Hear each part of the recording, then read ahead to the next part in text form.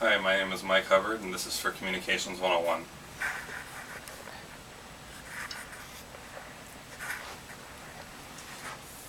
So everyone in the room has either experienced or knows someone that has experienced a drastic computer issue at the worst possible time.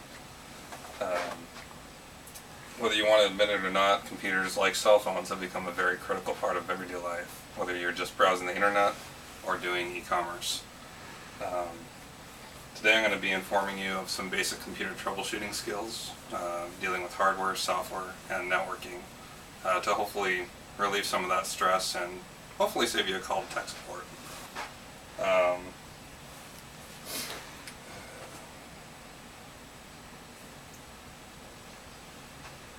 Deal.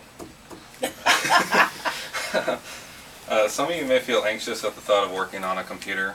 You've never done it before, or someone already does this for you, such as a relative. And my hope is that by the end of this, you'll feel more comfortable working on them yourselves, as well as, like I said, saving a call to tech support, because no one likes to hold music. And having worked in tech support, those hold times just take forever. There's also some that probably are tech savvy. You've worked on computers, you have a tech background, and for you, what you can pull away from this is just some of the resources that I've picked up over the years that'll likewise help to find the root cause of the issues faster.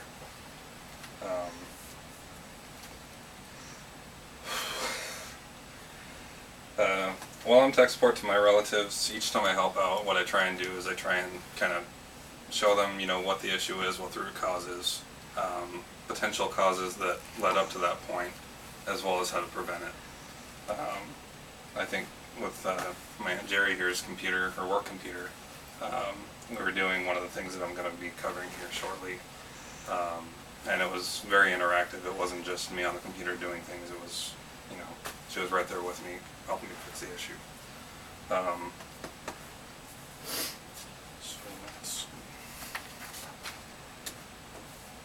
So the first one I'm going to cover is hardware troubleshooting. The first point is mainly just don't overlook the obvious. You have tons of cables going to the back of the system, and the biggest thing is just, even if they look connected, disconnect them, reconnect them, make good contact, make sure it's, detected by the computer. And then also don't underestimate the power of a restart. Sometimes we run into issues such as this blue screen, affectionately known as the blue screen of death. But oftentimes, these just are one-offs. They'll happen, and then you restart the system, and it boots back up, no problem. If it happens repeatedly, then you have a little more serious of an issue. But most people, when they see this, what they'll do is they'll just panic, call tech support, and inevitably be told to restart the computer. And then also, the final part is, if you have multiple computers in your home, try a no-good part. If your keyboard's not working, you restarted the system, you unplugged it, plugged it back in, it's still not working. If you can find another keyboard, try that, because that'll tell you if it's a keyboard issue or if it's a system issue. So we've just covered some basic hardware troubleshooting. Now let's look at some software. So with software, the first thing I want to cover is startup programs. Startup programs are basically applications that kick off right when you log into your computer. And they take up resources, and 9 times out of 10 they're not necessary. You don't need them right when you log in. So one of the tools to combat these is the system configuration utility. The way to access this is as it shows here at the bottom. Just click on the start menu, and then in the search bar type in msconfig. This will bring up this tool, and you'll go to the startup tab, and that's going to list out everything that kicks off right when you log in. If it has a check mark, then it's enabled. So what you want to do is, if you go to processlibrary.com, I've got an example here for the one of the graphics items, IGFX tray. If you search on it, it's going to tell you exactly what that process is for and whether or not you need it. So the graphics card is necessary for the computer, so we want to keep that one in there. But things such as MSGS, MSN Messenger Service, you don't need that every time you log in. So that one you can uncheck in that utility, and then on your next reboot, it wouldn't start right off the bat. By cleaning this up, you'll increase your startup times, your computer speed, make it a little more efficient. Let's see. And then, if all else fails, I can't cover every software program or software issue that you're going to run into, but all else fails, Google it. Google's a powerful tool, and you can try searching with a lot of detail, but your best results are just by keywords. So like on that stop error message that I had pulled up, you don't want to type in everything in that message word for word. You just want to take that like 0x and then the 8 digits. That's going to get you more concise results and likely to get you to a website that's going to guide you through fixing. So that covers some of the software tools. Oh, actually, there's one more. System Restore. System Restore is a cool tool that came with Windows XP, and it's been included since then. What this does is it allows you to go back in time. So if you just install a new driver or a new application, what you can do is you go to System Restore, you choose the restore point, which will be date and time stamped, and usually has a description. And then you can tell it to restore to that earlier time. It'll do its thing, reboot, and then your computer's going to be in that state that it was on that specified date. So that way, if the driver, you install a driver, you reboot, and your system doesn't boot up anymore, you can restore it back and then be fine. So that's definitely a good one to keep in mind. Yeah, that covers the software stuff. Finally, I'd like to cover networking. Everything we do nowadays is online, so definitely want to keep the networks on. So there's two basic types of networks at home. There's wired and wireless. So for wired networks, you want to check your connections just like the hardware section. It's all about making sure everything's plugged in correctly. But you also want to check it not only on your computer but also on your modem, your router, or other networking device. The other thing is, again, restart the computer, disable and re-enable your network card, things like that, just to make sure that you're getting a valid IP address.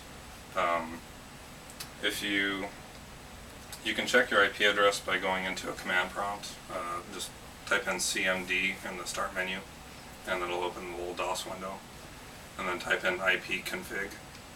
That's going to tell you your IP address, and if you see like a 169.254, that's not a valid IP address. So what you want to do is reconnect your Ethernet cable, and then you'll get a valid IP address. It'll renew it with the router.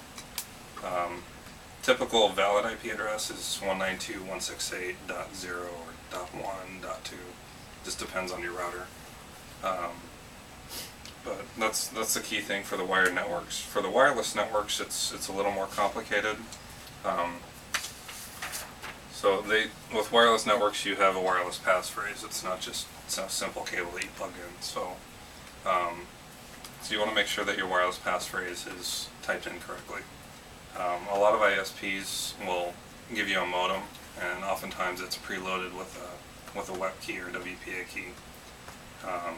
Generally about 26 digits, and these ones are the hardest to type in because they have such a high variety of numbers, lowercase letters, uppercase letters, and then with that it's printed on the label that's about this big. So what you want to do is just double check your WEP key, make sure that it's typed in correctly, because like digits like 0 would look like a capital O, or a lowercase l and the number 1, the number 5 and a capital S. These are all commonly mixed up, and then that'll block you from connecting to your network. The other thing is check if on desktops it's mainly an icon down in the start menu for your wireless. On notebooks you have a little symbol such as this blue one here, that tell you whether or not your wireless is turned on. If you're unsure or you don't have an LED, usually there's a function key combination where you just do function wireless, and that'll enable or disable it. And likewise, just like the wired networks, you can disable it and re-enable it, and it'll reacquire an IP address. But that pretty much covers it for the wireless troubleshooting. Well, actually also power cycle power cycling your networking device is similar to power cycling your computer. It'll, if your router's not working right, not getting you an IP even after reseating or re-getting a IP address, then you can power cycle it and it'll reset some of the settings. So we've just gone over some basic troubleshooting for hardware, software, and networking. And hopefully this is gonna help in the future. You know, if you run into any issues, you can apply some of these tools to both, you know, make sure your computer stays up and running, as well as improve its performance. They're not going to solve every problem that you come into, but the goal is basically just to, you know, alleviate some of the stress that comes with a broken computer. And like I said, and I keep stressing this because I've worked in tech support, it's mainly to prevent you from having to rely on tech support for your every computer need. You know, do it yourself is the Idaho way, right? So the most important thing to take away from this, and I really can't stress this enough, is just it's not about memorizing the answer to every problem. It's about how to find the answers that you need.